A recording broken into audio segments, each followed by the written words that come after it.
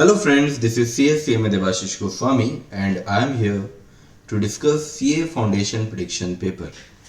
तो यहाँ पे हम जो प्राइमरीली बात करेंगे वो करेंगे अपन इकोनॉमिक्स की। आप लोगों को मालूम है कि इकोनॉमिक्स को अब थोड़ा सा पहले से ज़्यादा आप कह सकते हैं कॉम्प्लेक्स और टफ किया गया है। 10 चैप्टर हैं आपके लिए और 10 चैप्टर का टोटल वेटेज जो है वो है आपका 100 नंबर का।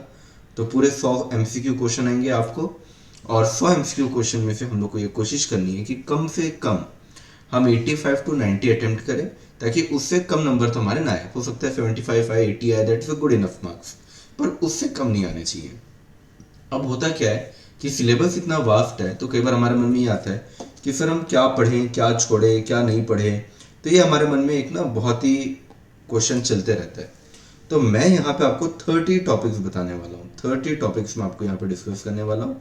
लिखते जाऊँगा, पहले से मैं इस बार लिख के नहीं रख रहा हूँ क्योंकि डिस्कशन भी करते जाऊँगा कि उन टॉपिक में बेसिकली आपको पढ़ना क्या है, करना क्या है। ठीक है, तो मेरे साथ बने रहिए, ज़्यादा लंबा वीडियो नहीं रहेगा। सिर्फ जो मैं बोल रहा हूँ उतने 30 टॉपिक अगर आपने पढ़ लिया तो आप बहुत ईजिली 75 मार्क्स एटलीस्ट आप अटेम्प्ट कर पाएंगे। 75 मार्क्स का क्वेश्चन यहीं से आएगा। बाकी देखिए 20-25 नंबर का हो सकता है दूसरे टॉपिक से आ जाए, लेकिन इतने सारे टॉपिक में से मैं आपको 30 टॉपिक निकाल के दे रहा हूँ, तो उतना तो पढ़ लो, बाकी 25 क्वेश्चन देख लेना यार। ठीक है, तो इससे क्या होगा कि हर बच्चे का मिनिमम अगर वो इतना पढ़ लेगा तो उसका 60-70 तो टच करेगा ही करेगा। और फिर देखिए बाकी 25 भी आपने पढ़े ही होंगे, है ना। तो वहां से भी आपको अगर 10 नंबर भी मिला तो भी आपका स्कोर नियर अबाउट 70 to 80 चला जाएगा। ठीक है, तो सबसे पहला टॉपिक चैप्टर 1 के ऊपर अगर मैं आऊँ तो चैप्टर 1 में आपको क्या पढ़ना है, कैपिटलिस्ट, सोशलिस्ट और मिक्स्ड में क्या डिफरेंस है ये देख के आपको जाना है। आपसे डिफरेंस ही पूछेगा। डिफरेंस कैसे पूछेगा, मान लीजिए आपको बोला कि एक्सप्लॉयटेशन ऑफ लेबर कहाँ पे नहीं होता, तो आपको पता होना चाहिए कि कैपिटलिस्ट में होता है पर सोशलिस्ट में नहीं होता। इसी तरीके से आपसे पूछेगा कि प्रॉफिट मोटिव कहाँ पे है, तो कैपिटलिस्ट में। कौन से देश में क्या होगा, कौन से देश में क्या नहीं होगा, तो ये आपको डिफरेंस देख के जाना है। अगर आपको इसका शीट चाहिए तो मुझे मेरे नंबर पे मैसेज कर देना, मैं यहाँ पे नंबर दे रहा हूँ अपना। इस नंबर पे आप मैसेज करोगे तो मैं इसका जो डिफरेंस का शीट है, करीब 20 पॉइंट है उसके अंदर, वो सारे जितने भी पॉइंट बन सकते हैं सारे 20 पॉइंट मैंने उसमें डाल दिए। आप इस नंबर पे मैसेज करना, मैं आपको दे दूंगा। तो पहला टॉपिक तो हमारा ये हो गया कि आपको कैपिटलिस्ट, सोशलिस्ट और मिक्स के बारे में पढ़ना है। दूसरा टॉपिक क्या है इस चैप्टर से, दूसरा टॉपिक है हमारा nature of economics. Nature of economics का मैंने आपको निमोनिक्स बना के दिया है। माइक्रो और मैक्रो के आने से साइंस निपट गया। माइक्रो और मैक्रो के आने से साइंस निपट गया। ठीक है, जो बच्चे पहली बार मेरी बात सुन रहे हैं हो सकता है उनको थोड़ा अजीब लगे, मेरे क्लास वाले बच्चों को नहीं लगेगा। ठीक है, निमोनिक्स है। नेचर के अंदर इतने सारे पॉइंट आते हैं। Economics based on micro approach, economics is based on macro approach, economics is a science. And then निपट, निपट का मतलब क्या है, एन फॉर नॉर्मेटिव। अगर आपसे एग्जाम में पूछ लिया जाए कि इसका अप्रोच कैसा होता है तो आप क्या बोलेंगे, नॉर्मेटिव होता है। I for interdisciplinary. इंटरडिसिप्लिनरी का मतलब क्या होता है कि बहुत सारे डिसिप्लिन, जैसे आपका शेयर मार्केट हो गया, बिजनेस स्टडीज हो गया, फाइनेंस हो गया, सब कुछ इसके अंदर आ जाते हैं, यानी अलग अलग डिसिप्लिन का भी यहाँ पे आता है। P for pragmatic, P for pragmatic. अच्छा, नॉर्मेटिव इन नेचर है, प्रैग्मेटिक अप्रोच में। प्रैग्मेटिक अप्रोच है, प्रैग्मेटिक का मतलब क्या होता है, प्रैक्टिकल। प्रैग्मेटिक का मतलब क्या होता है, प्रैक्टिकल। इनफैक्ट अभी आपका जो एमटीपी आया था ना, एमटीपी में भी प्रैग्मेटिक का क्वेश्चन था। इसके बाद ए फॉर क्या है आपका, आर्ट, और टी फॉर क्या है आपका, थ्योरी। ये हमारे कुछ कुछ थ्योरी, जैसे थ्योरी ऑफ मार्केट, ट्रेड, इन सब के ऊपर बेस्ड है। समझ में आ गया। तो ये दो टॉपिक्स आपके एग्जाम में क्वेश्चन आएंगे। अब कभी आपको बोल देगा कि बताओ कि ये नॉर्मेटिव है कि पॉजिटिव है। ठीक है, तो समझ जाना भी है, नॉर्मेटिव पॉजिटिव इसी के अंदर से आता है। ठीक है, अब चैप्टर 2 में आ जाते हैं। चैप्टर 2 में आपको कौन कौन से टॉपिक पढ़ने हैं। सबसे पहली बात तो आपको ये पढ़नी है कि लॉ जो तीनों है ना, हमारे छोटे छोटे लॉ हैं, वो तीनों आपको अच्छे से पता होना चाहिए। पहला लॉ क्या है हमारा, लॉ ऑफ डिमांड। उसके अंदर के सारे फैक्टर आपको पता होने चाहिए। सब्स्टिट्यूट गुड के साथ क्या रिलेशन होता है, ये वो छोटी छोटी चीज़ें। दूसरा लॉ ऑफ सप्लाई आपको पढ़ के जाना है, कैसे रिलेशन होता है, पॉजिटिव रिलेशन होता है, डिमांड के साथ नेगेटिव होता है, सप्लाई के साथ पॉजिटिव होता है। और तीसरा लॉ हमारा यूनिट नंबर 2 में आता है, which is law of diminishing marginal utility. Diminishing marginal utility का बच्चों ध्यान रखना, हमारा जो पेज नंबर 2.50 है उसमें जितने भी अजम्पशंस हैं, 10 अजम्पशन दिए हुए हैं, वो सारे के सारे अजम्पशन आपको पढ़ के जाने हैं। पक्का वहां से क्वेश्चन आएगा ही आएगा। इसके अलावा law of diminishing marginal utility कैसे अप्लाई होता है, वो भी आपको मालूम होना चाहिए, उसका प्रिंसिपल क्या है वो आपको मालूम होना चाहिए। एल्फ्रेड मार्शल ने उसको दिया था, ये बात आप याद रखिएगा। कार्डिनल अप्रोच होता है, यह बात आप याद रखिएगा। और साथ ही साथ वैसे पूछा तो नहीं है कई सालों से, लेकिन याद रखना कि इससे कुछ एक्सेप्शन भी होते हैं, जैसे आपका पैसा, ठीक है, आपका collection of rare item, miserly behaviour, hobby, passion, ये सारी चीज़ें क्या हो जाती है, उसकी एक्सेप्शन हो जाती है। तो ये बन गया हमारा तीसरा टॉपिक। इस तीसरे टॉपिक के अंदर थोड़ा सा ज़्यादा चीज़ें आ गई हैं, डिमांड भी है, पर लॉ ऑफ डिमांड आप लोग बचपन से पढ़ते आ रहे हैं, लॉ ऑफ सप्लाई बचपन से पढ़ते आ रहे हैं, लॉ ऑफ डीएमए भी आप लोग बचपन से पढ़ते आ रहे हैं, इसलिए मैंने इन चीज़ों को एक साथ ले लिया। कोई बहुत खास चीज़ नहीं है, बहुत मुश्किल चीज़ नहीं है। अब चौथे पॉइंट पे आ जाते हैं। चौथा पॉइंट जो है ना वो बड़ा खतरनाक है हमारा, रीजंस या आप इसको कह सकते हैं rational of law of demand. ये आपके एग्जाम में हमेशा देखा जाता है, कभी भी ऐसा नहीं हो सकता कि आपके एग्जाम में ना आए। यहाँ पे एक तो सब्सटीट्यूशन इफेक्ट का पॉइंट आ जाता है, इनकम इफेक्ट का पॉइंट आ जाता है, और इन दोनों को मिला दोगे तो इसको क्या बोलते हैं, प्राइस इफेक्ट आ जाता है। ठीक है, डीएमयू भी एक रीजन होता है इसी के अंदर। ठीक है, फिर आपका ओल्ड कंज्यूमर और न्यू कंज्यूमर भी इसका रीजन होता है। Is this clear everyone? तो ये वाला टॉपिक आपको देख कर जाना है। जनरली आपके एमटीपी में भी एक या दो क्वेश्चन इससे रिलेटेड आता ही है, तो आपको इसको छोड़ना नहीं है। अच्छा, जब मैं लॉ ऑफ डिमांड के ऊपर यहाँ पे बात करूँ तो लॉ ऑफ डिमांड के कुछ एक्सेप्शन होते हैं, जैसे आपका गिफन गुड होता है, वेबलिन गुड होता है, बैंड वैगन इफेक्ट होता है, डेमोन्स्ट्रेशन इफेक्ट होता है। उन चीज़ों पे भी ध्यान देना है, उसको छोड़ना नहीं है। अगर आप कहेंगे कि सर इसके बारे में आप एक वीडियो बना दीजिए थोड़ा सा डिटेल्ड पूरे चैप्टर का, वो भी मैं आप बना दूंगा, आप नीचे कमेंट कर दीजिएगा। ठीक है, अगर आपको कोई भी यूनिट किसी भी चैप्टर का आपको चाहिए, जैसे मैं अभी बना रहा हूँ वैसा वीडियो अगर आपको चाहिए तो मुझे बता दीजिएगा। तो ये हमारा चौथा टॉपिक हो गया। पांचवें टॉपिक के ऊपर आ जाते हैं। पांचवा टॉपिक है हमारा कंज्यूमर सरप्लस, और कंज्यूमर सरप्लस से रिलेटेड क्वेश्चन आपके एग्जाम में देखा जाएगा। 3 एमटीपी हुए, तीनों में कंज्यूमर सरप्लस का टॉपिक है। इसके एप्लीकेशन क्या होते हैं वो आपको मालूम होना चाहिए, कहाँ कहाँ पे ये काम आता है ये मालूम होना चाहिए। मान लीजिए आपका प्राइस बढ़ गया तो कंज्यूमर सरप्लस क्या हो जाएगा, गिर जाएगा, क्योंकि आपका एक्चुअल प्राइस बढ़ गया तो आपका कंज्यूमर सरप्लस गिर जाएगा। ये वाला जो लॉजिक है उस लॉजिक को भी याद रखना है। क्लियर हो गया? इसके बाद चैप्टर नंबर 3 पे आ जाते हैं। सर चैप्टर नंबर 2 में इतना ही है क्या? है, जैसे प्रैक्टिकल है पीडी का और ये सब का, मैं आपको आखिरी में बताऊंगा। फिर चैप्टर 3 में आ जाते हैं। चैप्टर 3 में मेन टॉपिक है आपका लॉ ऑफ वेरिएबल प्रोपोर्शन और law of return to scale. जैसे मैं बोल रहा हूँ सिर्फ उतना पढ़ना, उसके अलावा मत पढ़ना। पहले तो इनके अदर नेम्स जो है वो याद रख लेना। लॉ वेरिएबल प्रोपोर्शन कहाँ पे अप्लाई होता है, शॉर्ट रन में ये याद रखना। Law of return to scale कहाँ अप्लाई होता है, लॉन्ग रन में, ये चीज़ याद रख लेना। वेरिएबल प्रोपोर्शन में क्या होता है, शॉर्ट रन है तो कुछ फैक्टर फिक्स रहेंगे और कुछ फैक्टर क्या रहेंगे, वेरिएबल। तो यहाँ पे फिक्स और वेरिएबल दोनों देखने मिलता है, पर लॉन्ग रन में सब कुछ क्या बन जाता है, वेरिएबल बन जाता है। यहाँ पे आपको क्या ध्यान देना है कि एमपी और एपी का रिलेशन एक तो देख कर जाना। एमपी एपी को तब इंटरसेक्ट करता है जब एपी क्या होता है, हाईएस्ट होता है। क्या होता है, हाईएस्ट होता है। जहाँ पे एमपी 0 होता है वहाँ पे टीपी क्या होता है, वहाँ पे टीपी हाईएस्ट होता है। जहाँ पे एमपी 0 वहाँ पे टीपी हाईएस्ट। जब एमपी बढ़ रहा है ऐसे केस में आपका टीपी भी बढ़ेगा इंक्रीजिंग रेट पे। जब एमपी फॉल हो रहा है तो टीपी तब भी बढ़ेगा बट एट डिक्रीजिंग रेट।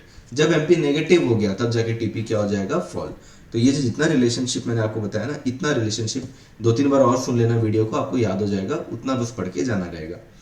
अगर मैं law of return to scale की बात करूँ तो इसका डायग्राम आपने देखा होगा। डायग्राम कुछ इस तरीके का बनता है। यहाँ पे इंक्रीजिंग रिटर्न, यहाँ पे कांस्टेंट, और यहाँ पे क्या होता है, डिक्रीजिंग। याद रखिएगा, अगर मेरा इनपुट और आउटपुट का रेशियो जो है, अगर ये 10% से बढ़ रहा है पर अगर आउटपुट 20% से बढ़ रहा है तो उसको अपन क्या बोलेंगे, increasing. On the other hand अगर ये 10% से बढ़ रहा है और ये भी 10% से बढ़ रहा है तो इसको मैं क्या कहूँगा, कांस्टेंट। और अगर ये 10% से बढ़ रहा है और ये सिर्फ 5% से बढ़ रहा है तो उसको मैं क्या कहूँगा, डिक्रीजिंग। If this clear? तो ये दोनों टॉपिक्स तो आपके एग्जाम में आएगा ही आएगा। इसके अलावा आजकल जो थोड़ा सा नया ट्रेंड चल रहा है वहाँ पे कॉब डॉगलस से रिलेटेड क्वेश्चन आते हैं। कॉब डॉगलस से रिलेटेड क्वेश्चन क्या आएंगे, एक तो इन दोनों का नाम पढ़ के चले जाना भैया, इनका पूरा नाम कहाँ है, कहाँ के लोग थे, ये अमेरिका के लोग थे, इन्होंने प्रोडक्शन फंक्शन दिया है और वो प्रोडक्शन फंक्शन पढ़ के जाना। ठीक है, अब जनरली क्या होता है, एल का कुछ पावर दिया होगा, के का कुछ पावर दिया होगा। अगर इन दोनों के पावर को, अब मान लो जैसे यहाँ पे अगर एन है तो ये क्या हो जाएगा, 1 माइनस एन हो जाएगा। अगर मान लीजिए कि इन दोनों के पावर को ऐड करके अगर आंसर मोर देन 1 आ रहा है, पावर आपको दिया हुआ होगा, बस ऐड करके देखना। अगर आंसर मोर देन 1 आ रहा है यानी समझ जाना इंक्रीजिंग है। अगर जो आंसर आ रहा है, दोनों पावर को ऐड किया मैंने, पावर को ऐड करके आंसर इक्वल टू 1 आ रहा है यानी कांस्टेंट है। और अगर लेस देन 1 का आंसर आ रहा है तो क्या हो जाएगा, डिक्रीजिंग हो जाएगा। प्लीज देखकर जाना, क्वेश्चन आएगा तो यहीं से आएगा, कुछ और नहीं आएगा।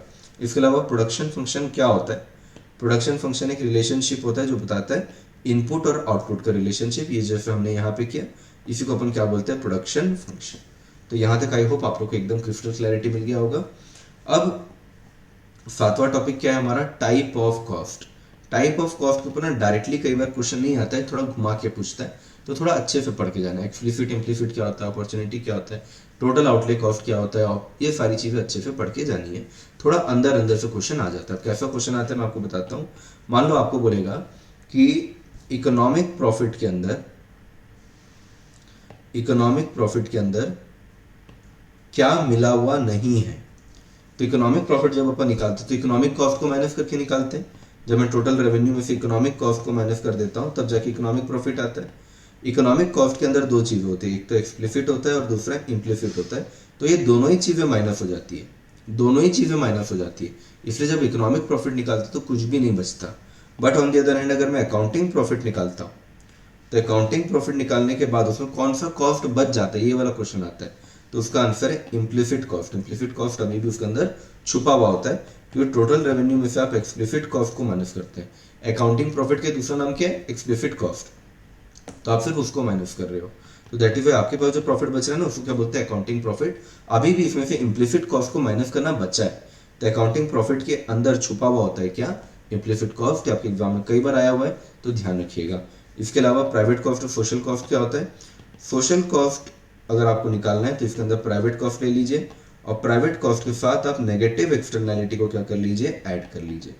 अगर आप नेगेटिव एक्सटर्नैलिटी को ऐड कर लेंगे तो वो क्या बन जाएगा, आपका सोशल कॉस्ट। जैसे अगर मैंने गाड़ी खरीदी और गाड़ी से पोल्यूशन हुआ, तो गाड़ी तो मैंने खरीदी, उसका खर्चा सिर्फ मेरे को देना पड़ेगा, तो वो प्राइवेट कॉस्ट है।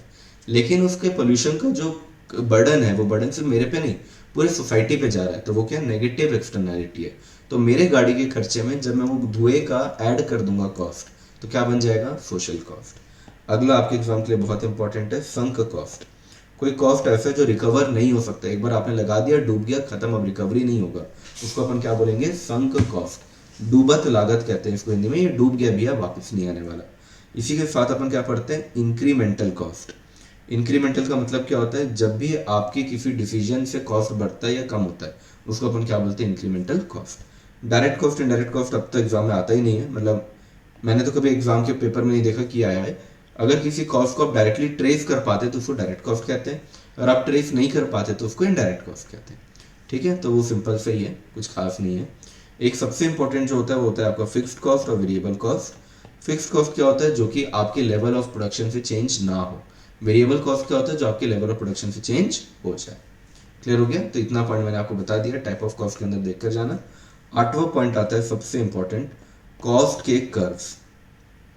कॉस्ट के कर्व्स, जैसे आपका AC कुछ इस तरीके का बनता है, MC कुछ इस तरीके का बनता है, AVC कुछ इस तरीके का बनता है, यानी AVC और AC और MC ये तीनों का शेप क्या है, यू शेप। सर ये तीनों का MC कहाँ यू शेप जैसा दिख रहा है, दिख नहीं रहा है, थोड़ा थोड़ा दिख रहा है, V टाइप का ज्यादा दिख रहा है, लेकिन आप उसको भी यू शेप ही कहते हैं इकोनॉमिक्स में।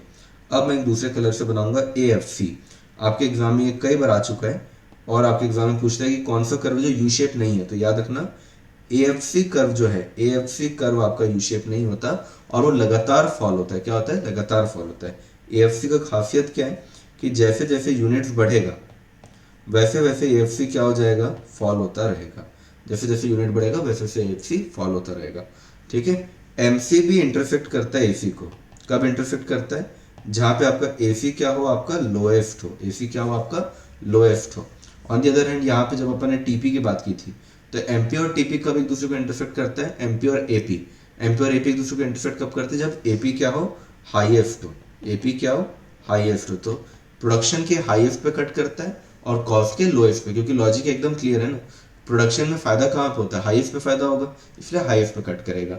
और आपके कॉस्ट में सबसे लोएस्ट जब होगा तब आपको फायदा होगा, इसलिए लोएस्ट पे कट करेगा। यहाँ तक क्लियर हो गया।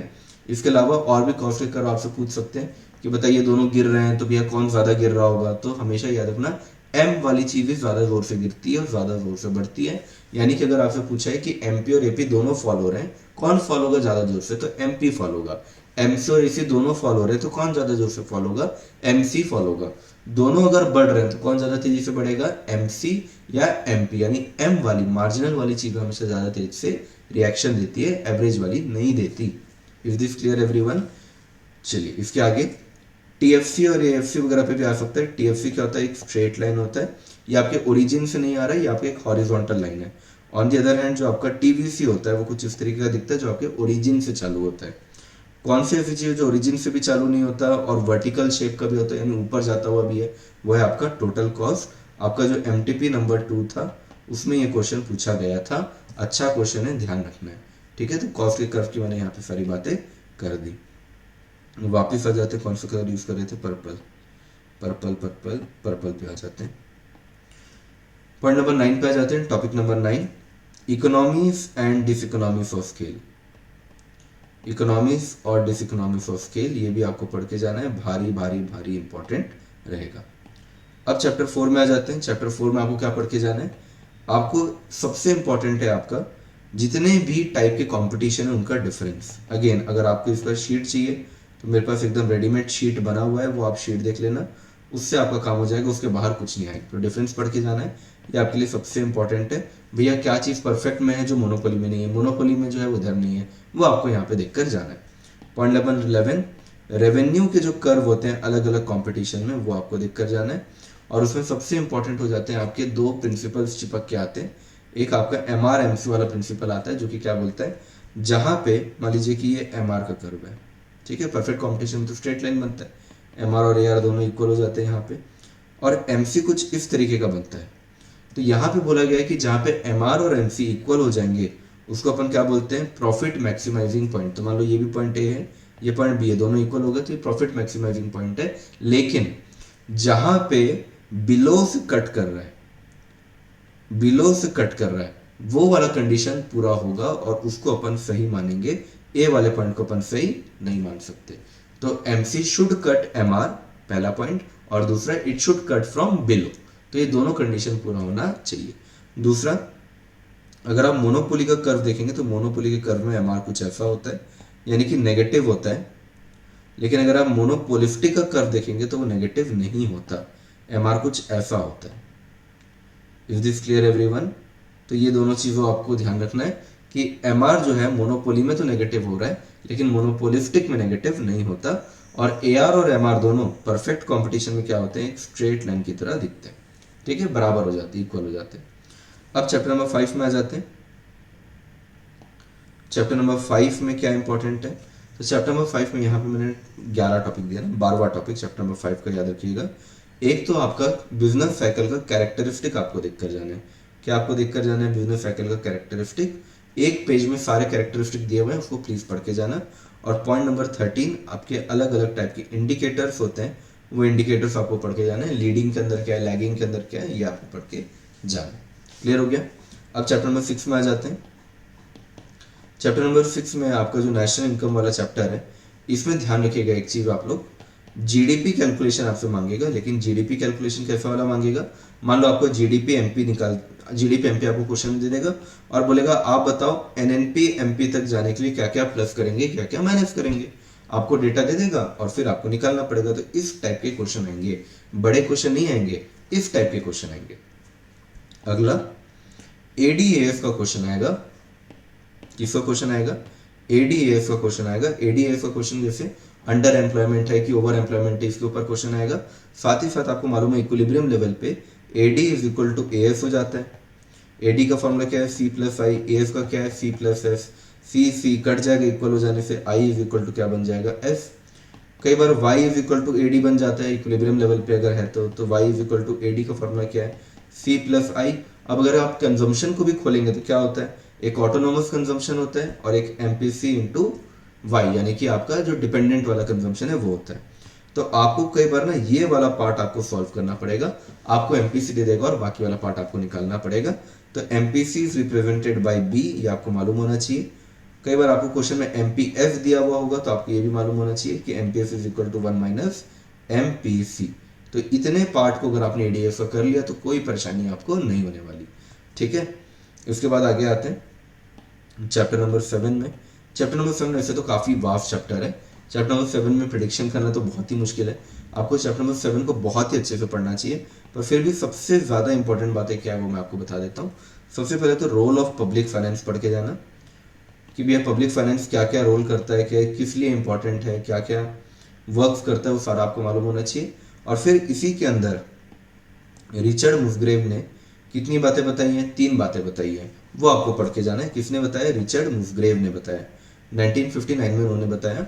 सबसे पहला क्या बताया इन्होंने? एलोकेशन फंक्शन, कि पहले तो लोगों को चीज़ें बांटो, किस तरीके से बांटना है। उसके बाद इन्होंने क्या बताया? रीडिस्ट्रीब्यूशन फंक्शन, कि अगर किसी को ज़्यादा बढ़ गया है तो उससे लेकर जिसको कम बटा है उसको दे दो। फिर आखिरी में क्या आता है? स्टेबलाइजेशन फंक्शन, सेंट्रल गवर्नमेंट को क्या रोल करना है, स्टेट गवर्नमेंट को क्या रोल करना है, ये भी आपको ध्यान रखना पड़ेगा। एलोकेशन वाला काम कौन करता है? स्टेट गवर्नमेंट करता है। बाकी ये दोनों काम कौन करता है? आपका सेंट्रल गवर्नमेंट करता है। इस चीज़ को भी ध्यान रखना। सेंट्रल गवर्नमेंट कई बार यूनियन शब्द का भी इस्तेमाल होता है। अब इसके अंदर क्या क्या चीज़ें आती हैं, किस तरीके से टैक्स का इस्तेमाल होता है, किस तरीके से महतारी योजना का इस्तेमाल होता है, किस तरीके से बैंक रेट का इस्तेमाल होता है, ये आपको मालूम होना चाहिए। जनरली अगर कोई स्कीम्स होते हैं ना, तो वो स्कीम्स जो होते हैं वो आपके एलोकेशन फंक्शन के अंदर ही आते हैं। जैसे महतारी योजना जो होगा वो एलोकेशन फंक्शन के अंदर आ जाएगा, ठीक है। जो रीडिस्ट्रीब्यूशन फंक्शन होगा जनरली वो आपके टैक्स वगैरह से डील करेगा या आपके सेविंग से डील करेगा आपके, यानी जहाँ पे किसी एक इंसान से ज़्यादा पैसा खींच के दूसरे इंसान को दिया जा सकता है। रिजर्वेशन भी इसी के अंदर आ जाएगा, ठीक है। एक सेकेंड, चलिए, गॉट इट। तो रीडिस्ट्रीब्यूशन फंक्शन के अंदर ये सारी चीज़ें आ जाती हैं। फिर स्टेबलाइजेशन का मतलब क्या है?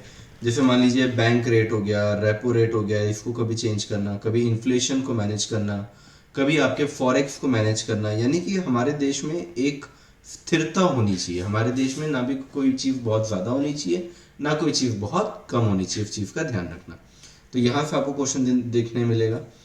अगला क्या है? टाइप ऑफ गुड जो है ना वो भी आपको देखने मिलेगा। जैसे अगर आप देखेंगे तो पब्लिक गुड होता है, प्राइवेट गुड होता है।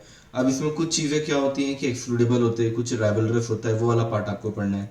साथ ही साथ कुछ गुड जो होता है वो मेरिट गुड होता है, और कुछ क्या होता है आपका डीमेरिट गुड, जो हमारा सोशली डिजायरेबल है और जिसे पॉजिटिव एक्सटर्नैलिटी आती है उसको क्या बोलते हैं अपन? Merit good.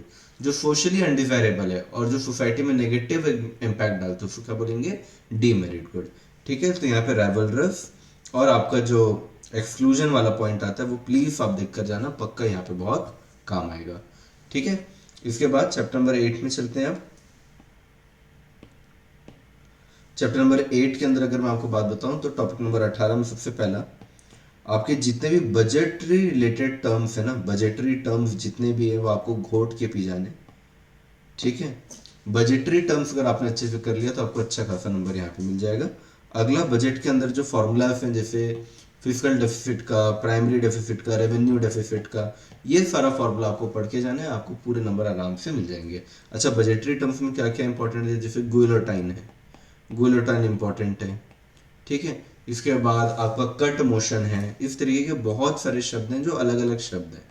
अच्छा, साथ ही साथ ये भी पढ़ के जाना कि रेवेन्यू एक्सपेंडिचर क्या होता है, कैपिटल क्या होता है, रेवेन्यू रिसीट क्या होता है, कैपिटल रिसीट क्या होता है। इतना अगर आपने पढ़ लिया तो काफ़ी सारा चीज़ आपका वहाँ से बन जाएगा। अब इसके अलावा चैप्टर नंबर 9 में आ जाते हैं। चैप्टर नंबर 9 में बहुत सारे टॉपिक, और मुझे ऐसा लगता है कि आपके पूरे 10 चैप्टर में अगर कोई चैप्टर सबसे ज़्यादा इंपॉर्टेंट है तो वो चैप्टर नंबर 9 है। चैप्टर नंबर 9 से क्वेश्चन काफ़ी सारे आएंगे मुझे ऐसा लगता है, और अच्छे लेवल पे भी आ सकते हैं। तो एक तो टाइप ऑफ टैरिफ पढ़ के जाना है। टाइप ऑफ टैरिफ में भी कुछ टैरिफ है जो बहुत ज़्यादा इंपॉर्टेंट है, जैसे आपका स्पेसिफिक टैरिफ हो गया, एड वेलोरम टैरिफ हो गया, साथ ही साथ आपका काउंटर वेलिंग ड्यूटी हो गया, ठीक है, एंटी डंपिंग ड्यूटी हो गया। ये सारा तो आपको पढ़ के ही जाना है, बहुत ज़्यादा इंपॉर्टेंट है।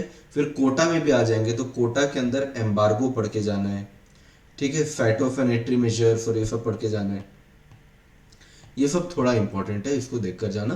कुछ जो सबसे ज़्यादा इंपॉर्टेंट है वो मैंने यहाँ लिख दिया है। अच्छा, इसके अलावा बाउंड टैरिफ, अप्लाइड टैरिफ, ये भी आप लोग को पढ़ के जाना है, ठीक है। बाउंड टैरिफ क्या होता है, अप्लाइड टैरिफ क्या होता है, ठीक है, ये भी आपको पढ़ के जाना है। चलिए अगला, उसके बाद टॉपिक नंबर 21, डिवैल्यूएशन,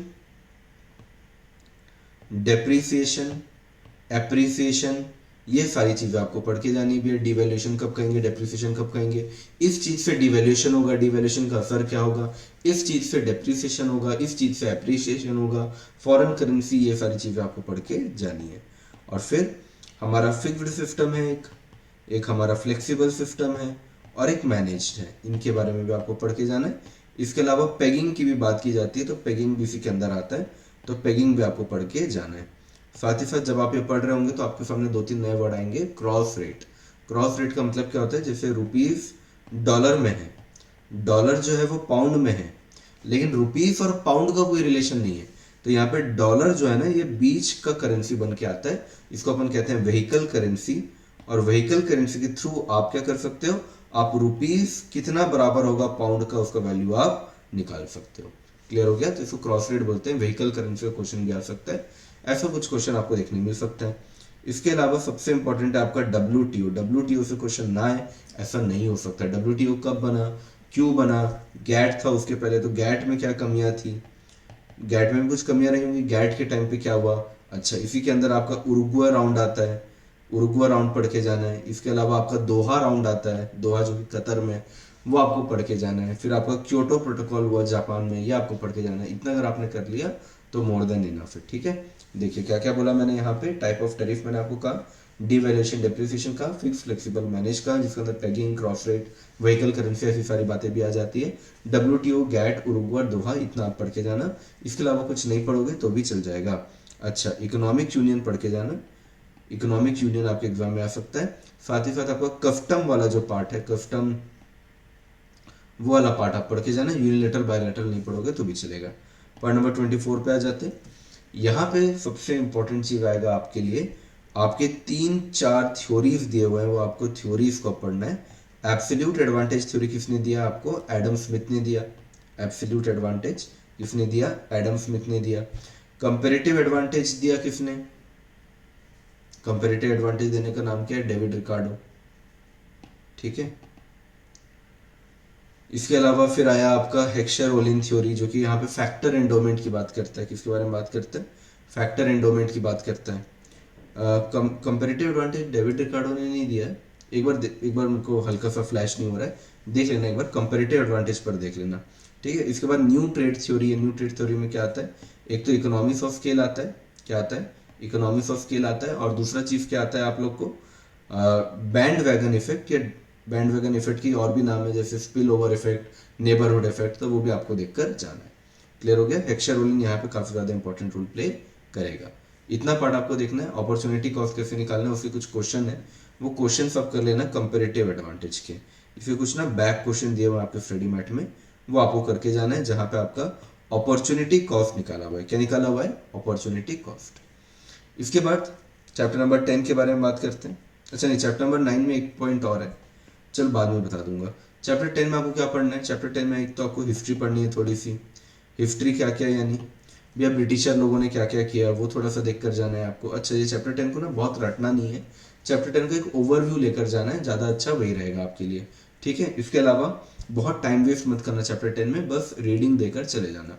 ब्रिटिशर वाला पार्ट देखना, हमारा देश जब आज़ाद हुआ तो हिंदू ग्रोथ रेट पे वो चला बहुत समय तक। नेहरू जी का विजन थोड़ा सा प्लानिंग कमीशन को लेकर चलाना था, थोड़ा सोशलिज्म जैसा था। ठीक है, फिर 2 वॉर्स हुए 1962-1965 में।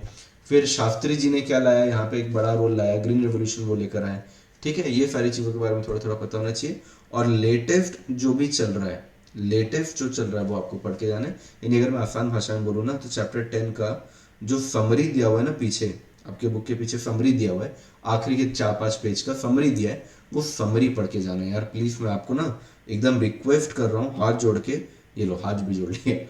ठीक है, चैप्टर 10 का ये समरी पढ़ के जाना, ये सबसे इंपॉर्टेंट टॉपिक है। वो समरी अगर आपने पढ़ लिया ना, आपको पूरे नंबर मिलेंगे। जैसे ई नैम है, तो ई नैम का फुल फॉर्म क्या है वो आपको पता होना चाहिए। ऐसी छोटी छोटी चीजें वहां पे मेंशन्ड है, वो सब प्लीज पढ़ के चले जाना, काफी होगा, मोर देन इनफ। अब कुछ और टॉपिक्स है जो मैं आपको बता देता हूँ। टॉपिक नंबर 26, एक्सपेंशनरी पॉलिसी में क्या करेंगे, कॉन्ट्रैक्शनरी पॉलिसी में क्या करेंगे। ठीक है, बैंक रेट का क्या इंपॉर्टेंस है, रेपो रेट का क्या है, वो सब आपको पढ़ के जाना है। इसके बाद आप लोग का जो ये क्या बोलते हैं इसको, बीच के जो टॉपिक है इलास्टिसिटी वाले, ये आपको पढ़ के जाना है कि इलास्टिक होने से क्या होगा, इन इलास्टिक होने से क्या होगा, इसके मेथड कितने होते हैं, परसेंटेज मेथड होता है, प्रोपोर्शनेट मेथड होता है, और इसमें से भी सबसे इंपॉर्टेंट होता है टोटल एक्सपेंडिचर मेथड, वो आपको देखकर जाना है। टोटल एक्सपेंडिचर मेथड में क्या होता है, अगर इलास्टिक होगा, क्या होगा, इलास्टिक होगा, तो प्राइस के कम होने पे एक्सपेंडिचर बढ़ता है, यानी ऑपोजिट चलता है।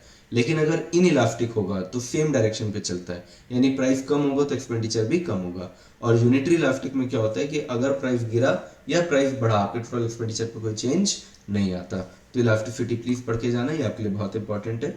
इसी से क्वेश्चन सीडी का भी आ सकता है, तो यहाँ याद रखना हमेशा, पॉजिटिव है तो यानी क्या है, सब्सटीट्यूट है, नेगेटिव है तो क्या है, ये हमेशा कॉम्प्लीमेंट्री है। साथ ही साथ आंसर बड़ा आ रहा है तो स्ट्रॉन्ग है, छोटा आ रहा है तो वीक है। ठीक है, ये पढ़ के जाना। इनकम इलास्टिसिटी भी पढ़ के जाना है आप लोग को। और इलास्टिसिटी के इलास्टिक कब होगा, इन इलास्टिक कब होगा, इसके फैक्टर्स दिए हुए हैं बुक में, वो आपको पढ़ के जाना है कि इन जगहों पे इलास्टिक होगा, इन जगह पे क्या रहेगा, इन इलास्टिक। टॉपिक नंबर 28 पे चलते हैं अब अपन, खत्म ही होने वाला है, थोड़ा सा टॉपिक बाकी है हमारा। टॉपिक नंबर 28 क्या बोलता है हम लोग को कि अगर आप चैप्टर 4 में जाएंगे तो चैप्टर 4 में डिमांड एंड सप्लाई से आपका इक्विलिब्रियम प्राइस कैसे मूव हो रहा है, कैसे चेंज हो रहा है, उसके ऊपर क्वेश्चन आते नहीं है, पर एक बार देख कर जाना, छोड़ने की कोई जरूरत नहीं है। प्लस मतलब ये तो थोड़ा सा लेस इंपॉर्टेंट है, फिर भी लेस इंपॉर्टेंट है। ज़्यादा इंपॉर्टेंट तो ये है कि चैप्टर 4 में आपको कुछ प्रिंसिपल्स हैं, जैसे कि एवीसी मीट नहीं कर रहा है तो क्या कर देना चाहिए, शट डाउन कर देना चाहिए, ऐसे प्रिंसिपल्स हैं थोड़े बहुत, वो सारी चीज़ों को आपको देख कर जाना है। साथ ही साथ इसी के अंदर कॉस्ट का भी एक पॉइंट बता देता हूँ आपको कि कॉस्ट में लॉन्ग रन के क्या नाम है, एनवलप कर्व उनको बोलते हैं। ठीक है, शॉर्ट रन को अपन क्या प्लांट कर्व कहते हैं, लॉन्ग रन के एक और नाम है प्लानिंग कर्व। तो ये अदर नेम्स ना आपके आते ही आते हैं, ये आपको देख कर जाना है। 29 पॉइंट, अदर ऑथर के बहुत सारे नाम आपको दिए गए हैं बुक में। अदर ऑथर्स मतलब एडम स्मिथ ने कौन सी थ्योरी दी, एल्फ्रेड मार्शल ने कौन सी थ्योरी दी, किसने क्या बोला, कौन सा डेफिनेशन बोला, इसका भी एक लिस्ट मेरे पास बना हुआ है। आप लोग कहेंगे तो मैं आपको ये लिस्ट शेयर कर दूंगा, तो आप उसको लिस्ट ले लेना, ऑथर्स का नाम पढ़ के जाना। 2 से 3 मार्क्स का ऑथर का नाम आता ही आता है, तो वो मिस नहीं होना चाहिए। ठीक है, लास्ट टॉपिक नंबर 30। अब आपको क्या करना है, सारे न्यूमेरिकल तो मैंने आपको बता दिए, सारी छोटी छोटी चीज़ें मैंने आपको बता दी। अब कॉस्ट से रिलेटेड आपके न्यूमेरिकल हो सकते हैं, रेवेन्यू से रिलेटेड हो सकते हैं, यूटिलिटी से रिलेटेड हो सकते हैं। इन सब के कॉमन आपकी न्यूमेरिकल आपको सिर्फ और सिर्फ स्टडी मैट का सॉल्व करना है। क्या सॉल्व करना है, सिर्फ और सिर्फ स्टडी मैट का सॉल्व करना है, उसके बाहर कुछ सॉल्व नहीं करना है। इतना अगर आपने कर लिया, मैं आपको गारंटी दे रहा हूँ, देखिए मैं वीडियो बना रहा हूँ, यूट्यूब में डाल रहा हूँ, यानी ऑब्वियसली सब कुछ पब्लिक डोमेन में रहने वाला है। कल को आके आप मुझसे क्वेश्चन भी कर सकते हैं, सर आपने जो बोला था वो नहीं हुआ, ठीक है, पर ऐसा होगा नहीं, मैं जानता हूँ ऐसा नहीं होगा। अभी मैंने जितना भी प्रिडिक्शन किया है आज तक वो सारे सही हुए हैं, यहाँ भी सही होगा। ये 30 टॉपिक अगर आप पढ़ लोगे तो आपके 75 मार्क्स कंफर्म है। ठीक है, जो जो बोला हूँ, जैसे जैसे बोला उसको बार बार पढ़ना है, पहले इसको पढ़ना है। तुमको जो लग रहा है ना कि ये भी पढ़ लेते वो भी पढ़ लेते, पढ़ लेना भाई, लेकिन पहले ये पढ़ लो, ये हो जाएगा तो उस पर जाना, वरना जाने की जरूरत नहीं है। ठीक है, 30 टॉपिक्स दिया हूँ, 30 के 30 आपको करके जाने। अगर आपको किसी चीज़ का शीट चाहिए, चैप्टर 1 का, ऑथर के नाम का, किसी भी चीज़ का शीट चाहिए, कोई हेल्प चाहिए, आपको ये प्रिडिक्शन वाला पेपर चाहिए, तो आप मुझे इस नंबर पर कॉल कीजिए, व्हाट्सएप कीजिए, मैं आपको सेंड कर दूंगा। Got it everyone, all the very best. अच्छे से देना है, इतने को अच्छे से पढ़ लेना है, अभी से आपका पक्का रिजल्ट बहुत अच्छा आएगा। ठीक है, थैंक यू।